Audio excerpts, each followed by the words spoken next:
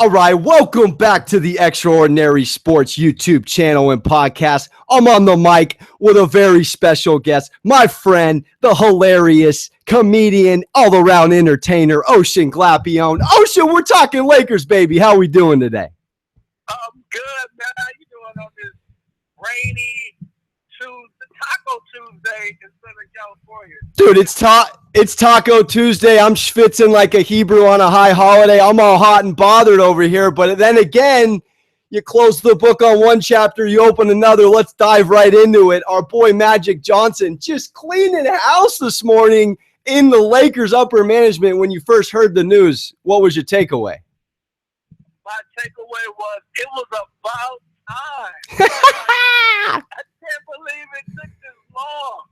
Like, listen, I like Mitch KUPCHAK, but you cannot sign Luau Deng to $19 million a year.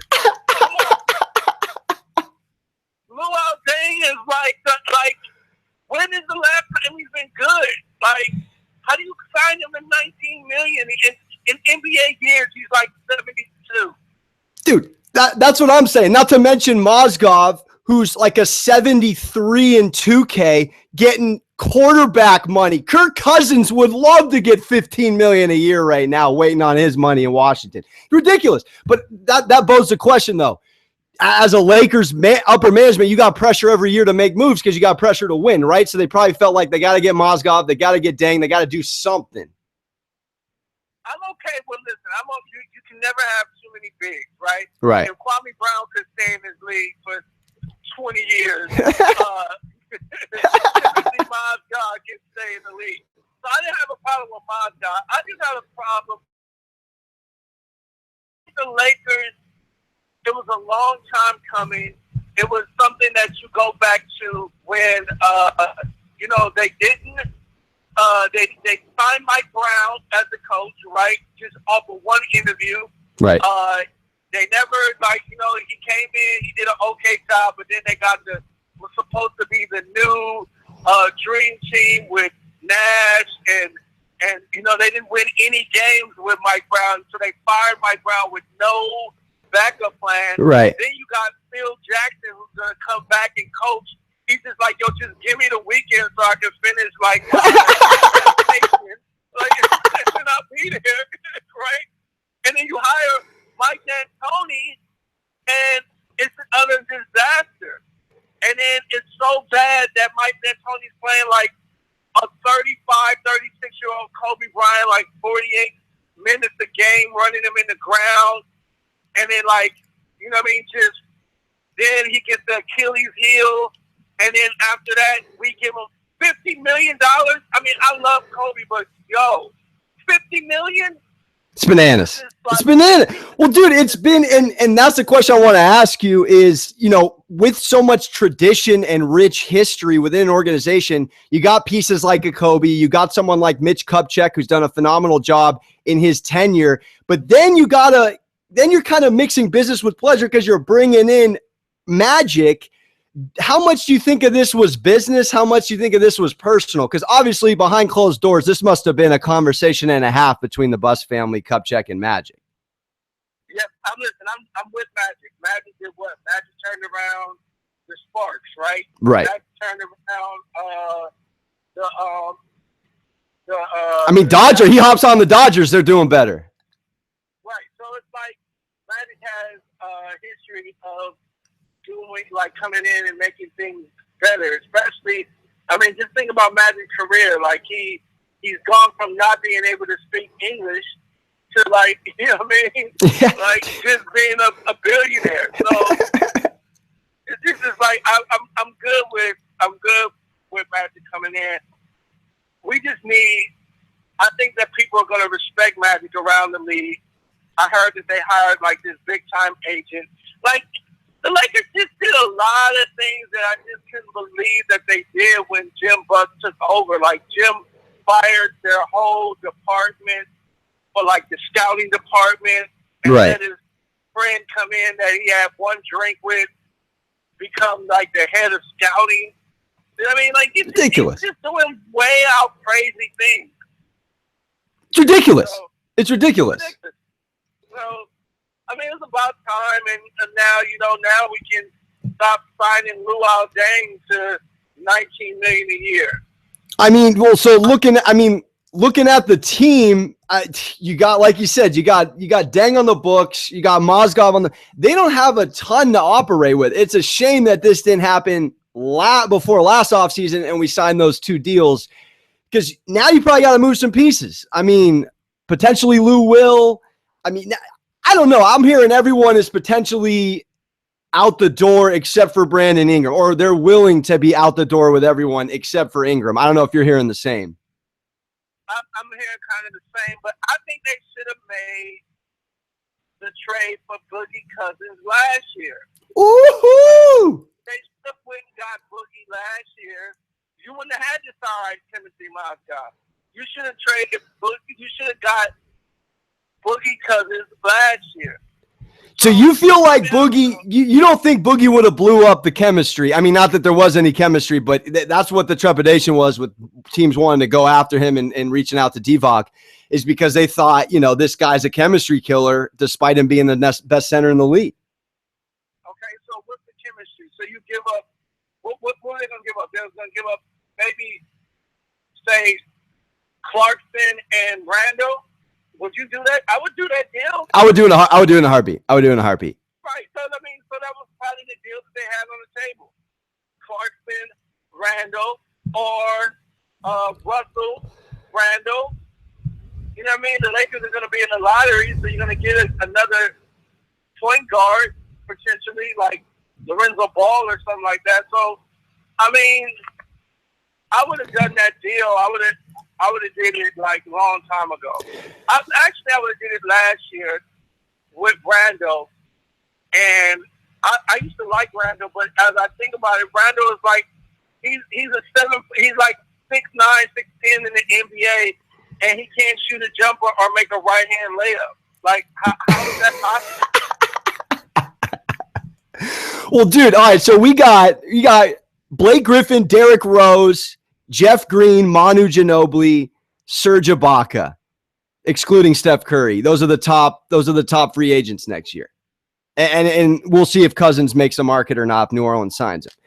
Any of those men entice you? Blake Griffin, Derrick Rose, Jeff Green, Manu Ginobili. I mean, dude, I'm just concerned as a Laker fan, as well as yourself, Ocean. We're in another 3-year rebuild process here after this move this morning. We are in another. I don't think we're going to be in that long of a process because we are kind of, but not really. But things that come because Magic is here. You know what I mean? But here's the bottom line. I will take Blake Griffin and nobody else.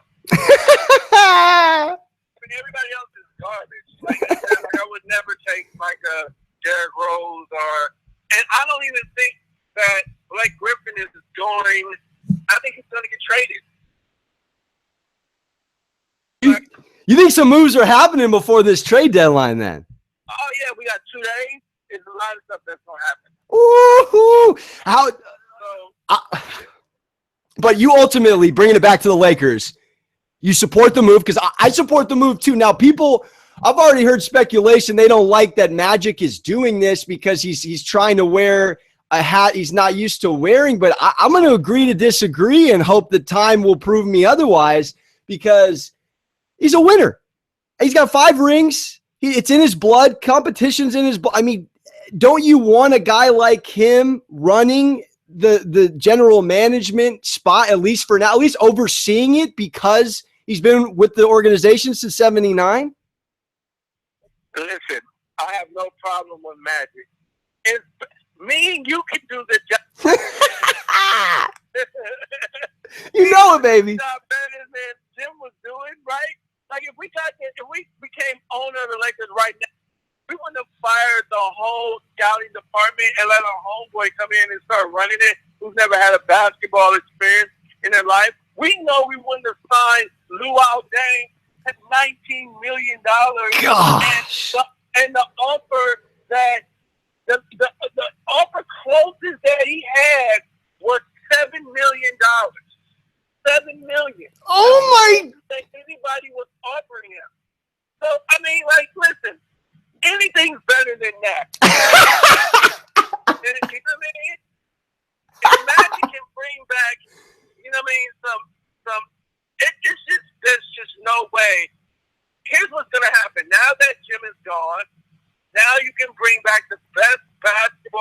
find on the planet Jerry West. We'll bring Jerry West back as a consultant. Let's go. Magic. That's what's gonna happen. Well, if someone's done this before, maybe it was Cowherd, but they drew the basketball tree from an upper management standpoint and how it's related back to the Lakers regardless, whether it be the Jerry West route or what have you.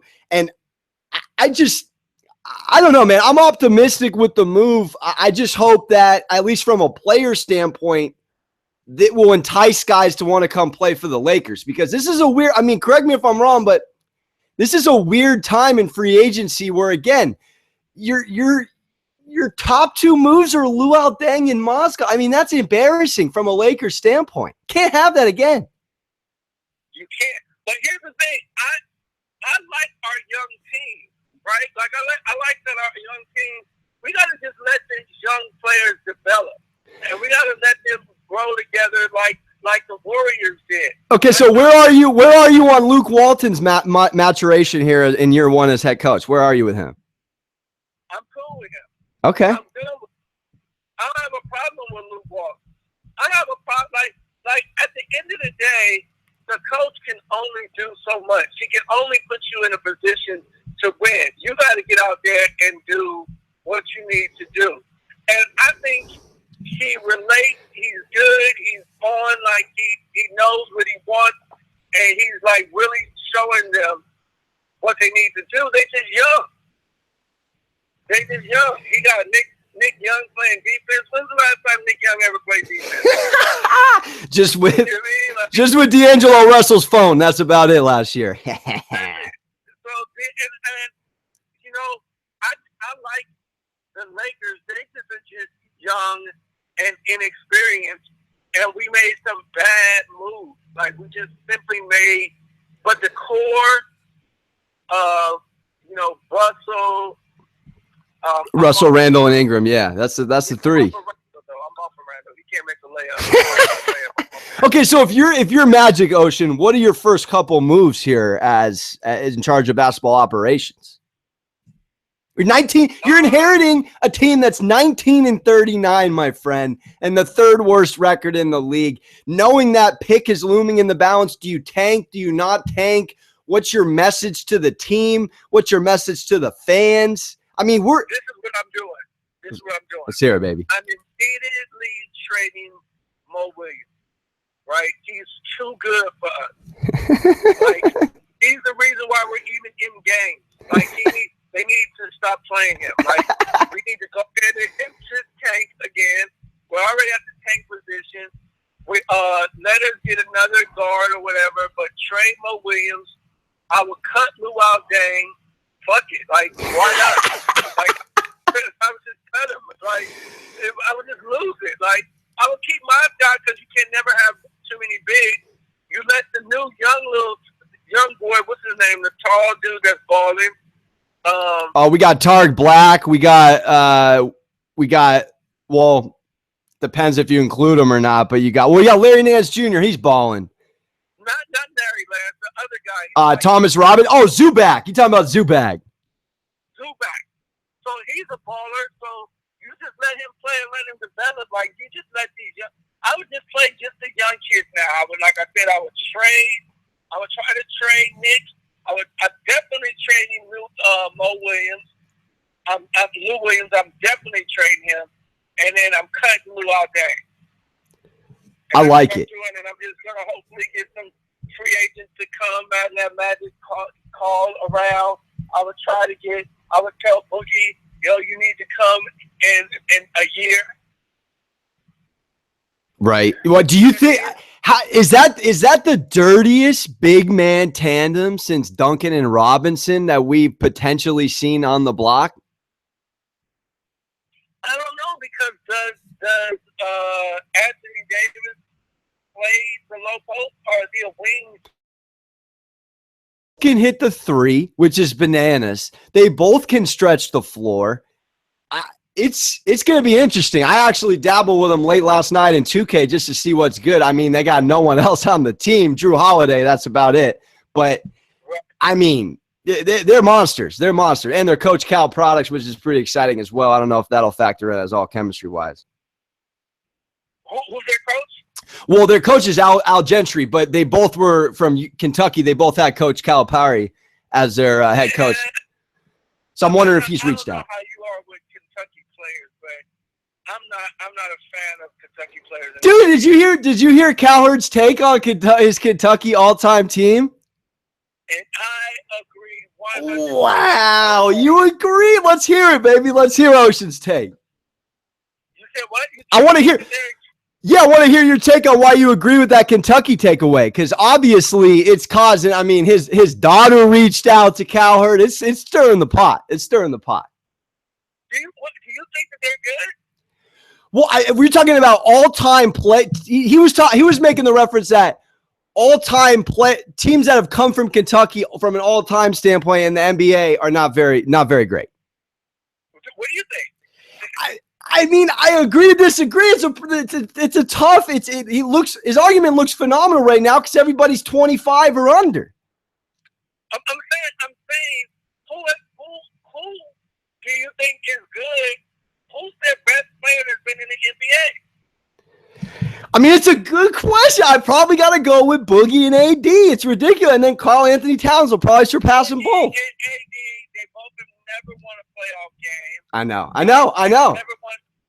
AD has finally he got last year. He was supposed to be this huge transcendent player. Like it didn't matter what team you put him on, they was gonna be great. That's not the case, right? So who else? Jamal Mashburn. I mean, he was an okay player. Dude, he was saucy from the three. He had a game. Where would you take Jamal Mashburn? You would take him in that era of anything in that era when they played. He was in the late '90s era, right? Right. Like late '90s, early 2000s. You would have taken Jamal Mashburn? No, I wouldn't. I wouldn't. Like, are you going to take what's his name now? Can't even stay on the team. Your boy that was the point guard. That was for the Celtics. Oh, I'm talking about Kentucky point guard. Oh, Rondo. Rondo never can shoot. Never shoot. He can't get along with any of his players. Look at Derrick Rose. Derrick Rose can't stay healthy. Derrick Rose can't shoot, but he's not even from Kentucky. He's from Memphis. Yeah, he's a Cal product, though. We'll throw him in there. I see what you're saying. No, I do. I agree. I mean, I don't disagree with the Cowherd argument. It's an interesting take, but I don't know if you can make that argument in its whole right now because of the sample size. I mean, maybe in two. They've had plenty of players. You can make that. I mean, so let's just take my favorite team, which is UCLA. Woo-hoo-hoo. Talk about all the impact that UCLA has had. We got Kevin Love. We got Westbrook. We had Drew. I mean, look at Drew Holiday. We had Collison, Baltimore. Yeah, you got Ariza's in the league. Yeah. The homie Matt Barnes. Oh yeah, there's still playing in the league. Matt Barnes still playing in the league from like the '96 team. Like, you know what I'm saying? Like, you got Lou Alcindor. You got Bill Walton. I know. Okay, so then let me. You got what was this Johnson? I forget his name. His son playing on the team as well. I mean, this UCLA imprint. Would you take Kentucky all-time great against UCLA all-time great? I wouldn't. So, okay, so then let me ask you the question then. Is this a poor reflection on Calipari's coaching and or system out of Kentucky with this Cowherd argument? I don't know. It just lets you know that Kentucky players just don't do well in the NBA.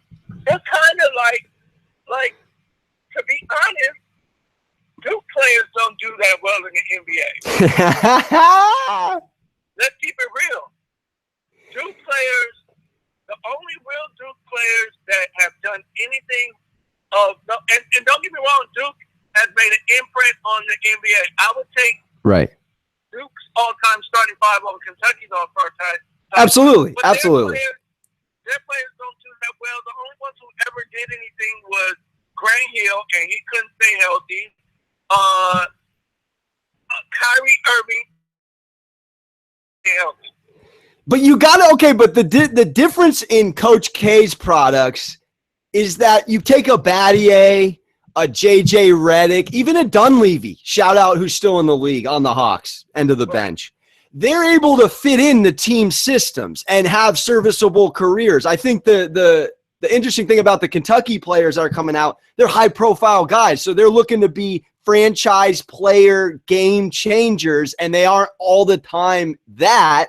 So it's a poor potentially reflection from the outside looking in on the Kentucky program. Just think about what Kentucky recruits.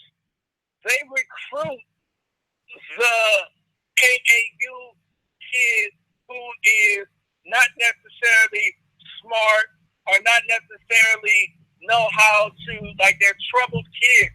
And Calipari is just like, I don't care. I'm getting his money or I'm to win a championship. And then they go to the NBA and nothing has really changed because most of everybody that goes to the NBA from Kentucky is like one and done, and they're like all troubled kids. Like they aren't like Duke kids who come from good families. Like Grant Hill's dad was hugely successful. Like J.J. Redick, Jason Williams. Shout out to Jay Will. If he had never gotten hurt, he would have been an amazing point guard in the NBA. Absolutely. But Kyrie Irving's family, they're all well-to-do families that go to Duke, and so they already have a structure. They already know how to go to the NBA and know how to. It's just all about how your parents teach you, right? Yeah. So if you are able to go and have good parents and have good structure, you're going to go to the NBA and be able to just fit in, even if you're not a game changer, because you know what you're doing and you've been taught well. That's well said. That's well said. Like that. That needs 45 seconds of airtime on the herd. Let's get Christine Leahy to give him the green light, ladies and gentlemen. That's well said, man. I couldn't have said it better myself. That was a very interesting takeaway from a father himself, by the way. Shout out. Tay, ballin'. Yeah. Yep. Yeah. Well, I mean, I know we segue a little bit off the Lakers, but that's an interesting conversation. That's why I think it should be 2 years in college and then go to the league or take it away. Go back to the high school and let them come out of high school. I think they should go back to high school. You think they should let the Brandon Jennings in and the Kevin Garnett? Why? Here's my thing. Why? I don't want to get too deep in it, but we know, anybody can say it, but colleges, if you have a kid, if my son Taylor becomes LeBron James, why in the world would I want him to go to college? Why? If I have a LeBron James, why would I want him to go to college? Sounds like that's like a premise right there, baby. That almost sounds like a premise. I'm just saying, but why would I want him to go to college when all he's going to do is make these coaches rich, when he could very easily just go make himself rich?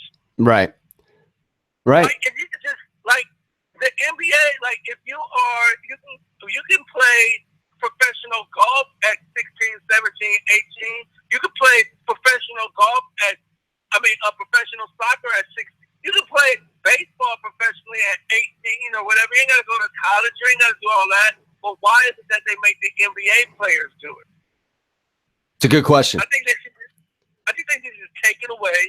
If you want to go to college, you go to college. If you don't, you don't. I think it would make the college basketball product a lot better because the people that are there, the athletes that are there, they want to be there. They're a little more invested.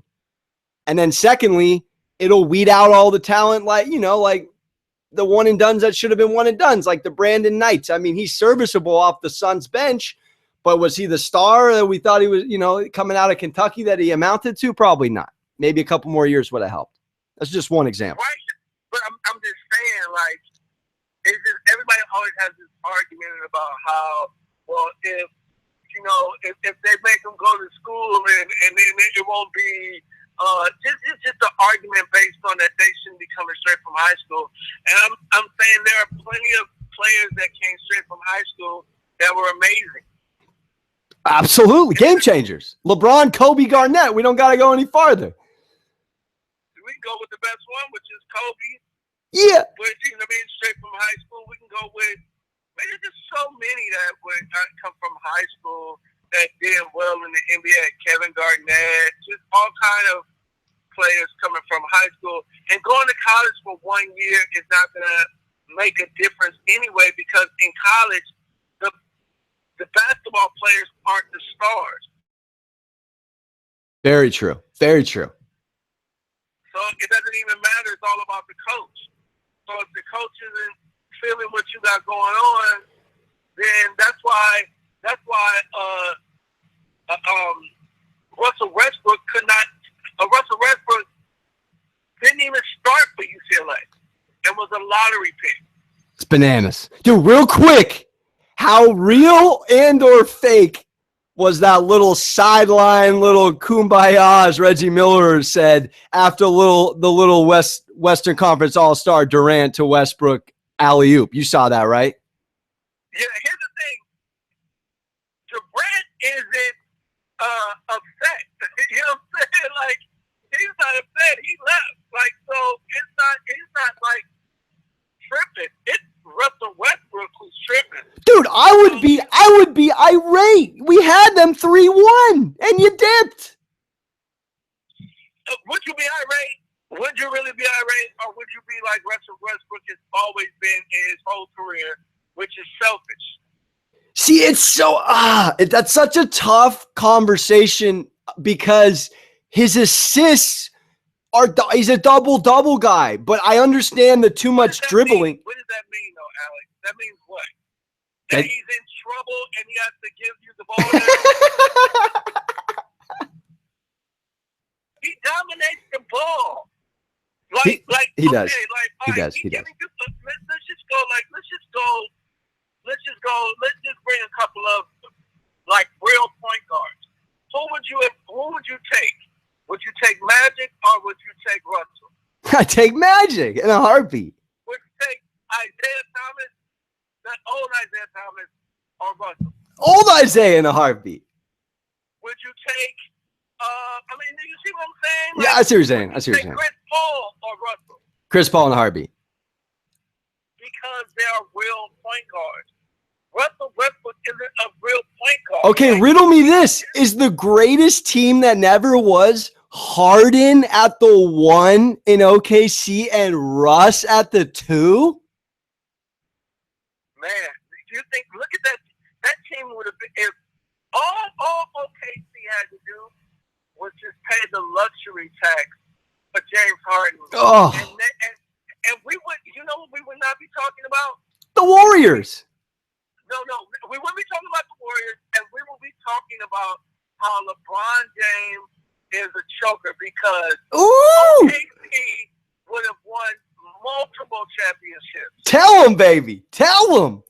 Multiple. Like, if they would have just paid the luxury tax that just lets everybody know about business. Like, just lets you know. Instead of being greedy, you got to sometimes make decisions that's going to, in the long run, pay out. There's no way James Harden, they should have not paid the luxury tax for James Harden. That team would have still been intact, and they would have won multiple championships. Absolutely. Now they don't pay the luxury tax. James Harden goes to Houston, and you leave Durant and Westbrook alone. The best team was when James Harden would come off the bench and play point. That's what I'm saying. It's if Westbrook's a 2, we may be talking about the best 2 in the league right now. Exactly. But now he's like the 6th best complete point guard because, like you alluded to, which I agree, he hogs the ball, he stops movement. I mean, one of my favorite things I do on ESPN is counting the dribbles for passes with the Spurs offensive possessions. There are about as many dribbles as there are passes. That's beautiful basketball right there. Beautiful. Right. again, would you rather take Steph Curry or Russell Westbrook?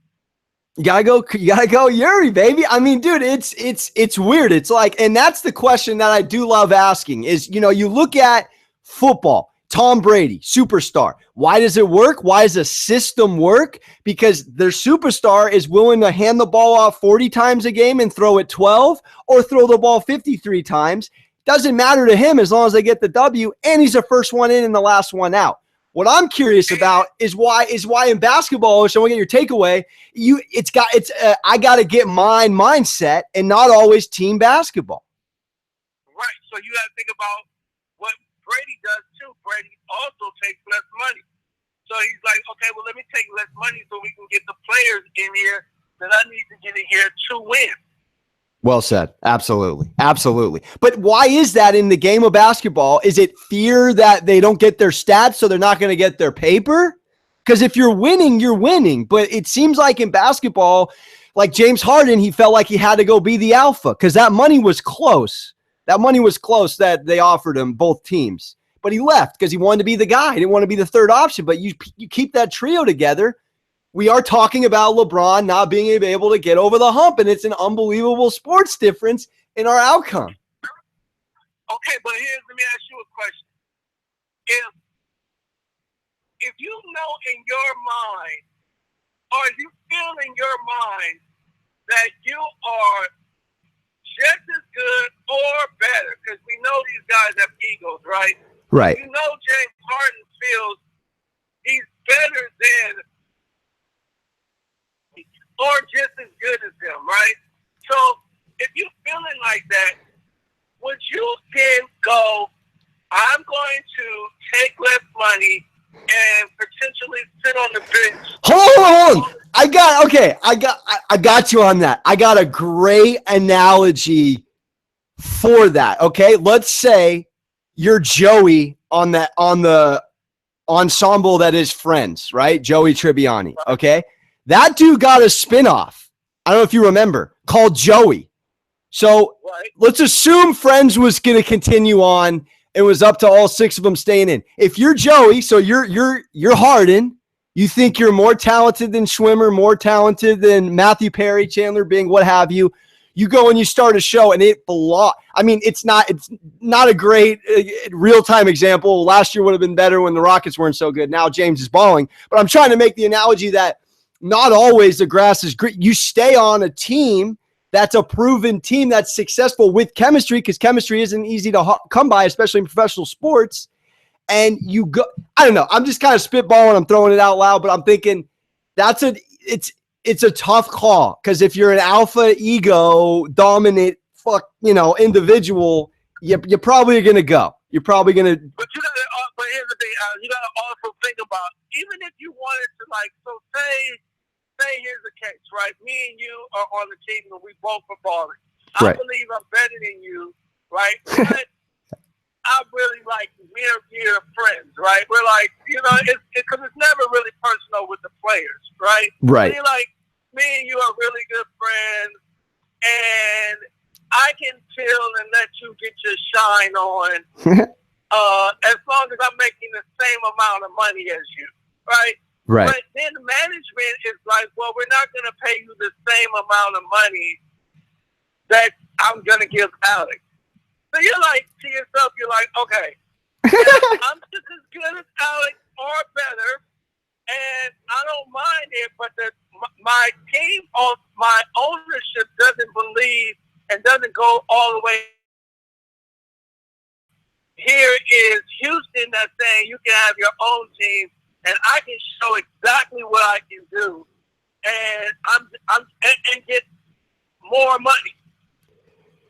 So we all want to be respected. We all want to be show love. So if somebody's coming to you like Houston, like, oh my God, Ocean, you're so great, and we're going to give you more money. We'll build the team around you. They don't respect you in OKC, and you're like, oh yeah, you're right. I mean, I like Alex. I'm not going to sit on the bench while these dudes get all the shine. And I'm getting less money. So I guess the sitcom reference doesn't work because they all got offered $1 million a year, $1 million an episode their last year. That would be like if Tribbiani got offered $750,000 and they all got offered $1 million. Like, yeah, like the sitcom analogy doesn't work because everybody got the same amount. So do you think it could have worked if Durant, Westbrook, and Harden all got the same amount, kind of like the Bosh Wade James scenario? Right, but I'm saying it could have worked, but then you gotta go, is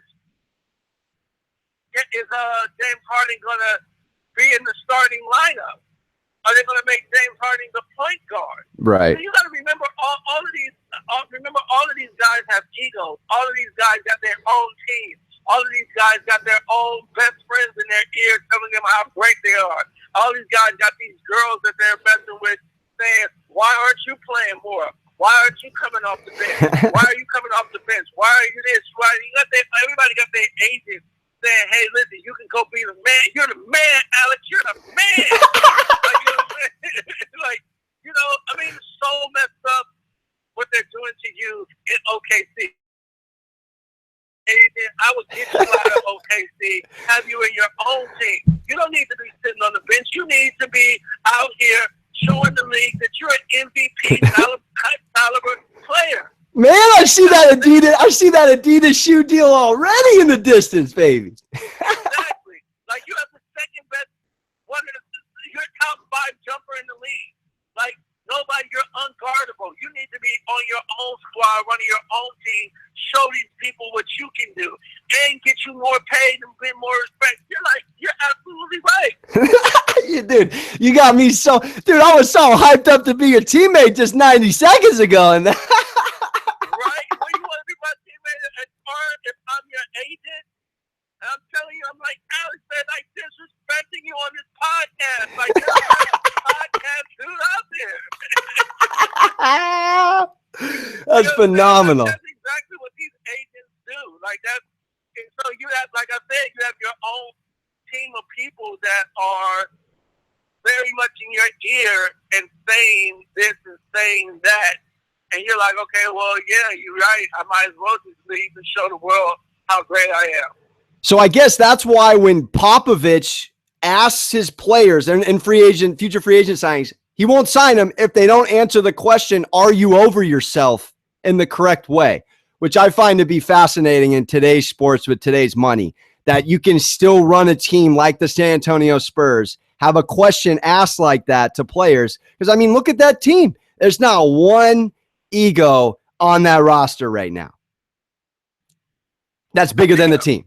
But I mean, I like them. But if they don't start winning, is LaMarcus Aldridge going to be like, yo, I made a mistake, come here?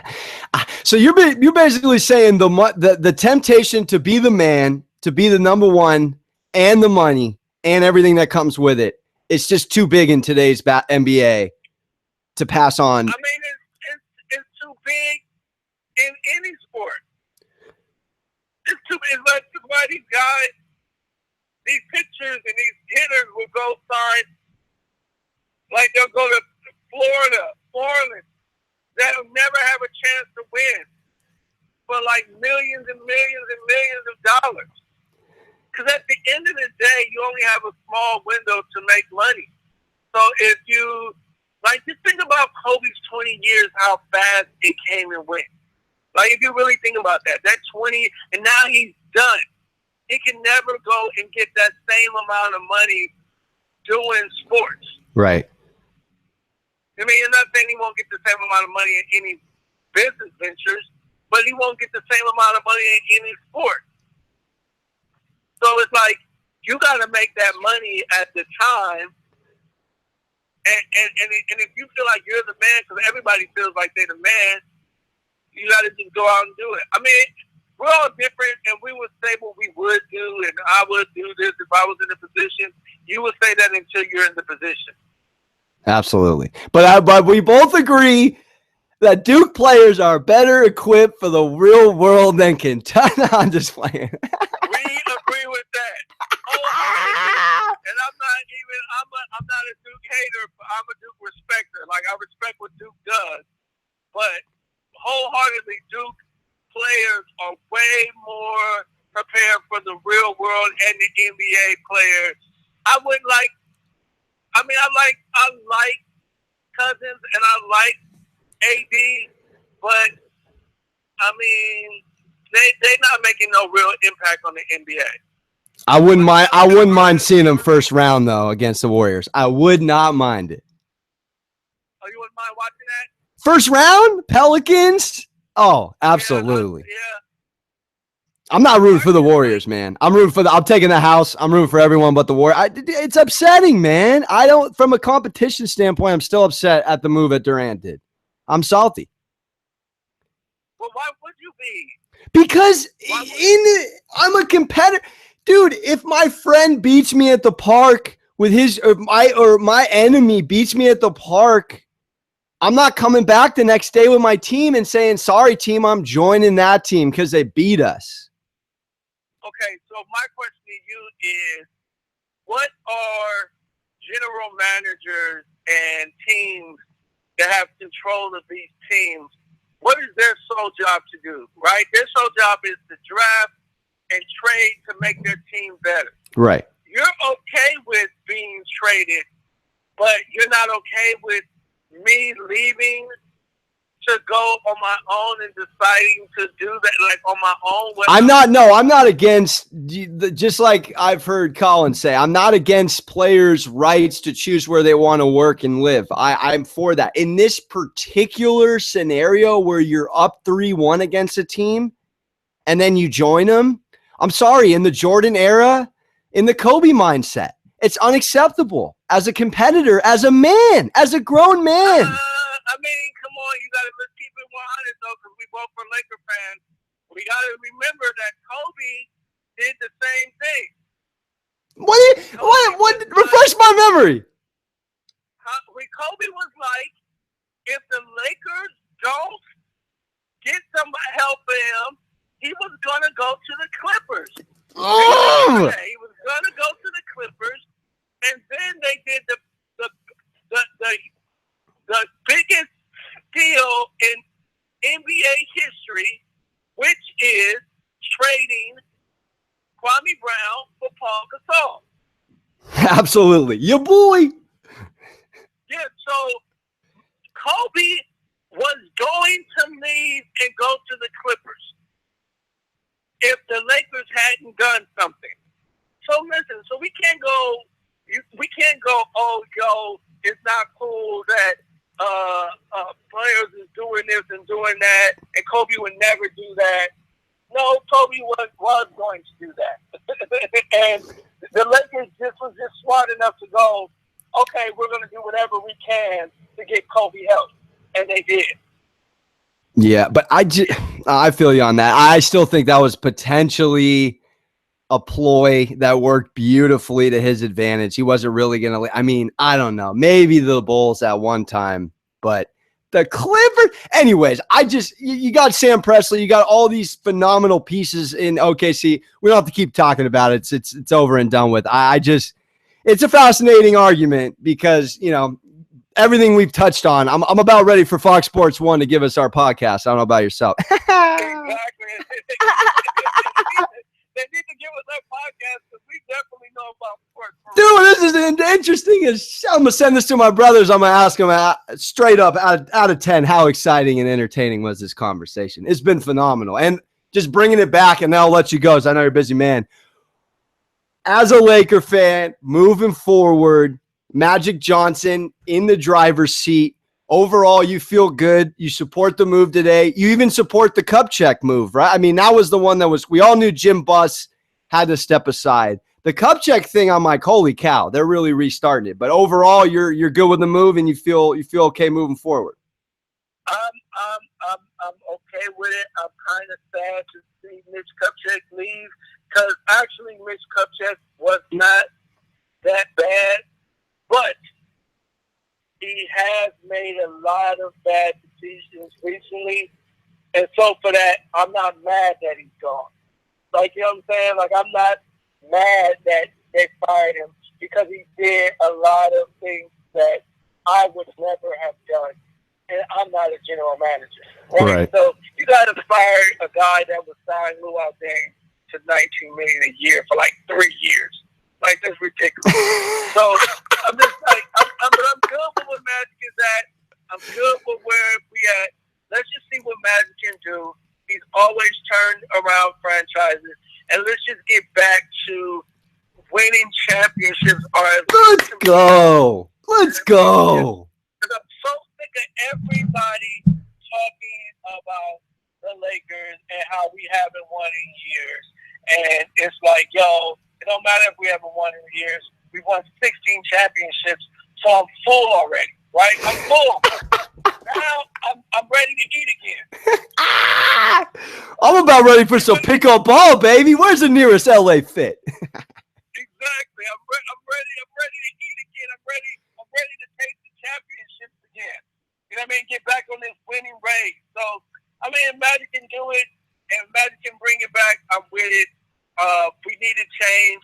I think that Jerry West will come back in some sort of fashion. If I'm Magic, that's one of the first calls I'm putting in to Jerry West and being like, yo, you need to come back to make me better. That's the thing about businessmen, and that's the thing about winners. And that's the thing that I think Magic is going to do. Magic is going to reach out and be like, how can we make this better? What do we need to do? And it is okay to give other people credit.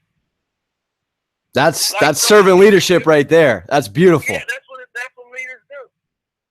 He ends on a soundbite that I got to use as a teaser for the podcast, baby. That was phenomenal. It's Ocean Glapion, baby, at Ocean Live. Follow all his social media. You're on. I know you're touring right now. You're back in.